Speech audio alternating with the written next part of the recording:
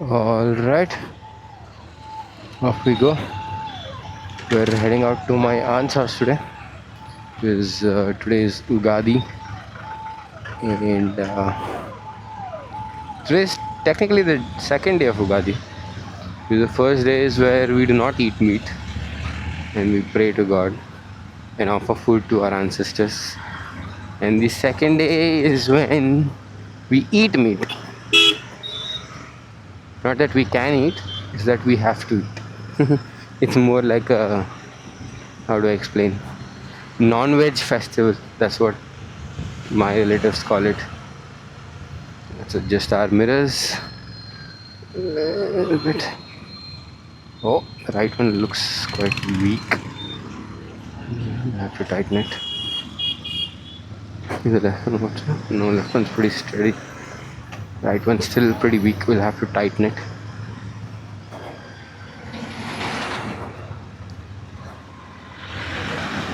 Otherwise, are closed.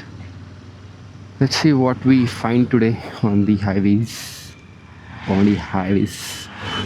Also, I installed this gear shifter shoe protector basically. I don't know if you guys can see it in the video. It was 99 rupees. I was like, okay, let's see if it works. So I've put it on. And I'm gonna try some new. I mean, how will I even know if it's working?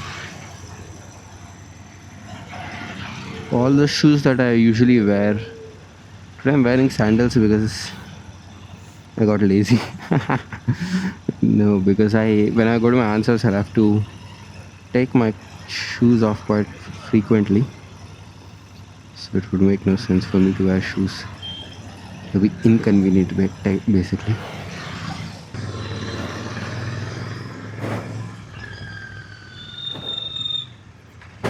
You know this shoe protector, no? Had like this sticker sort of design on the front, which was in blue color, dark blue. I was not able to find a full black one.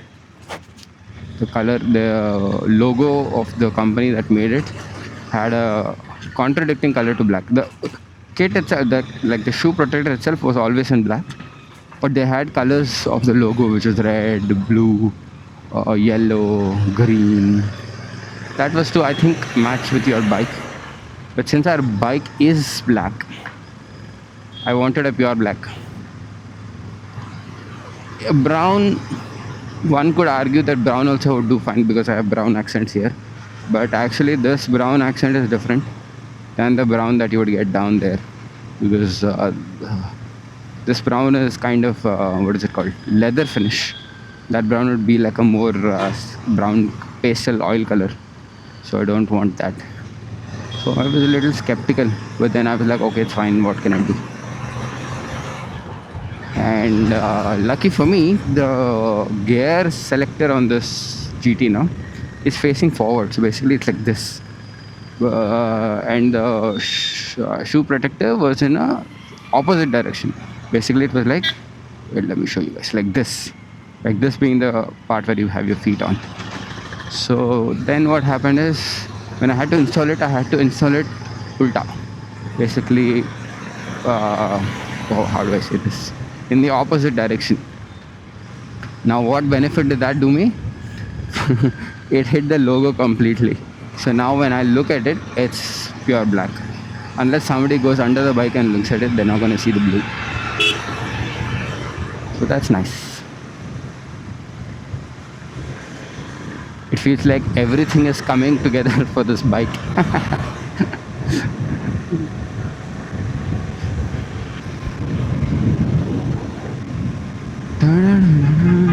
Let me see if all my vents are open. Yep, they are.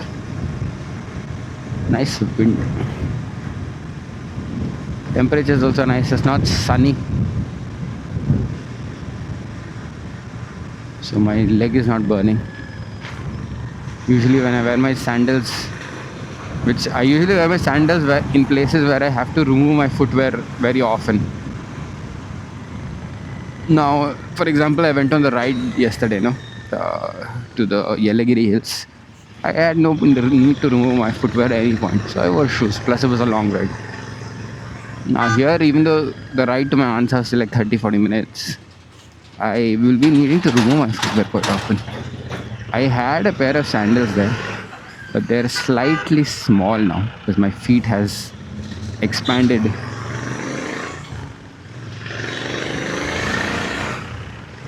So I thought, okay, I'll just wear these sandals. It's fine.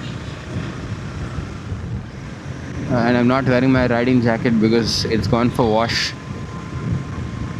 Because on Sunday I was sweating extremely. So I'm pretty sure my jacket has 50% of my sweat. So I put it for wash. It'll get dried by today or tomorrow morning because it's pretty sunny nowadays. Today I don't think so. Today is quite cloudy actually. But tomorrow I'm pretty sure it'll be sunny because we're in peak summer actually.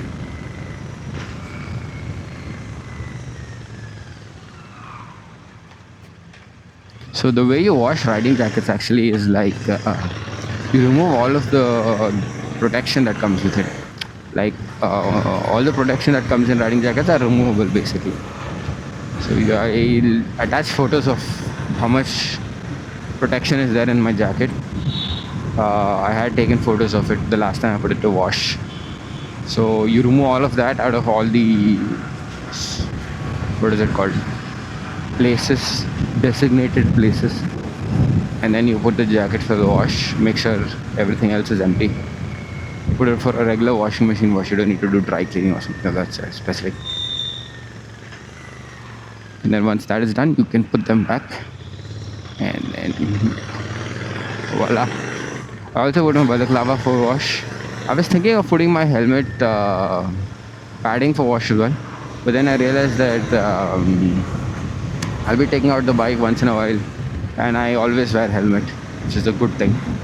So I was like, if I remove my padding for a while, I won't be able to wear my helmet today, tomorrow. I was like, might as well not do it. I'll instead put it for wash when I'm certain that I won't be taking the bike out.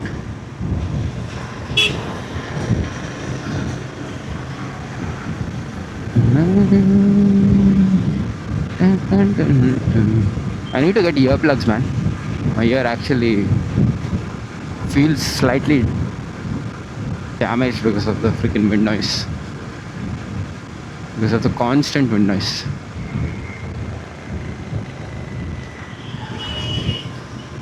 X-Pulse. Exhaust is stock. He's done a rare fender delete. He doesn't have his license plate. He's wearing a cloth, good thing. He's wearing a nice helmet. I think my next bike would probably be an adventure bike, probably an X-Pulse only, because of how affordable they are and how affordable their maintenance is as well. So I wouldn't worry too much about taking it extreme off-roading and putting a dent here and there. Siddharth was actually planning to get a Himalayan before booking the Interceptor. So the day we went for booking the bike, he was planning on getting the Himalayan before.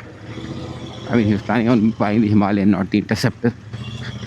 But then the Himalayan is like 4 lakh, and the Interceptor is also around the same price. Like the price, I think price difference was like 5k or something between the Himalayan and the Interceptor, the specific variant that he wanted. So I was like, bro, if you're getting a adventure bike that is that expensive, for us at this point in time it is an expensive motorcycle, because we're still college graduates who are just started working on our things, specializations, whatever it is. So for us it's a fairly expensive motorcycle at this point in life, and if you buy something that expensive, you obviously will handle it with care. And the whole purpose, the whole reason you get an adventure bike is so that you can practically yeet it anywhere without worrying too much about it. That's why you get an adventure, right? You don't worry too much about the off-roading, you don't worry too much about anything. That's how you're supposed to ride an adventure bike. Like the name suggests, you make adventures on that. But if it's an expensive motorcycle, of course you can't do that. So I suggested him to get an Interceptor instead because it's good for touring, bigger engine, a lot more torque. I would have suggested him to get a GT, but it's, oh my freaking god, that's, holy shit, bro. I just realized how important it is to wear a shoe. Oh damn, a stone hit my leg, flying out of nowhere. I don't know if it came out of that tractor or something, but that just yeeted my right foot. Hit exactly at where my toe is. Unfortunate. Not toe actually. The middle ones. I don't know what they're called. But whatever. You get the idea. You can see the white mark. I think so. Can you? Yeah, probably, I guess.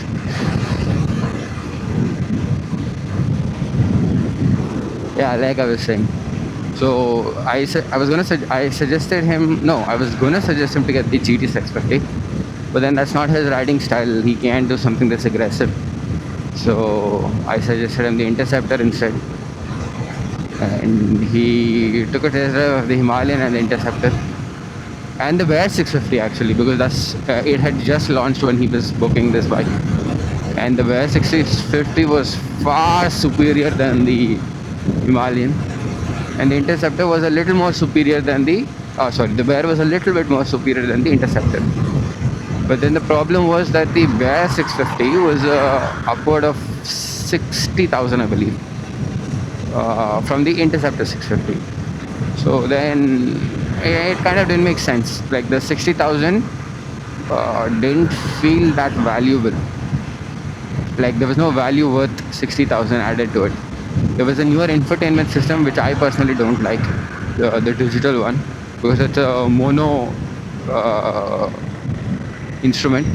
I like the twin pod, it looks pretty nice. And that was my only problem, that it had a mono.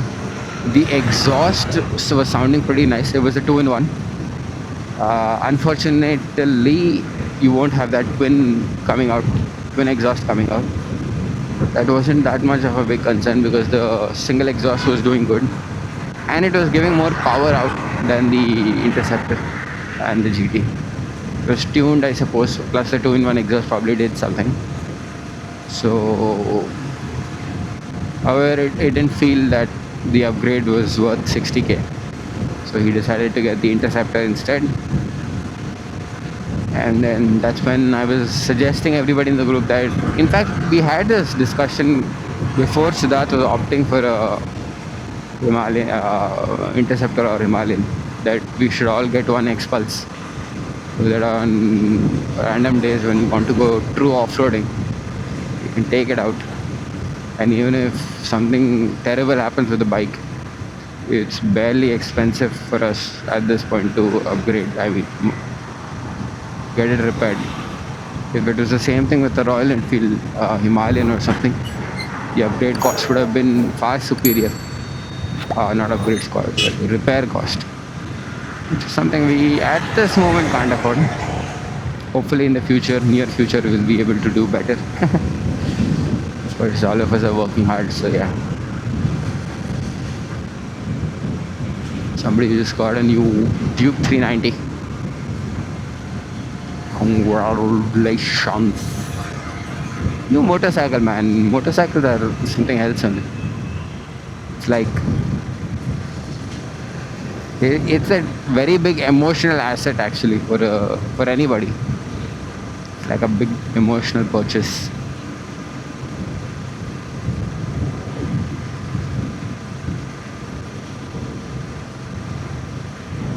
I probably have to reduce my tire pressure because we're currently doing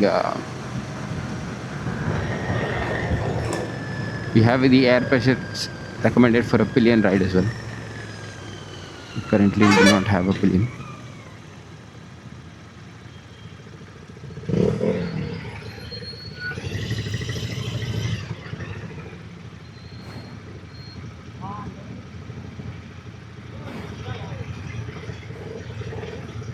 putting their helmets on when they're entering the city. They don't have the fines. Nice.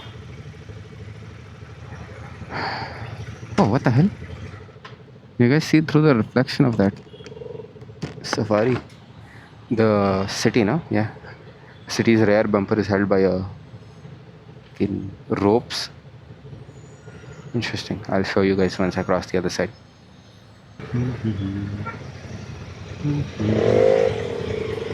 Look at that. Whoa, damn, I couldn't see that crack of that door. Literally shattered, man. I mean, like slit across. And it's so sharp. It's probably like another extremely sharp truck or something. Damn, that's crazy. Unfortunate.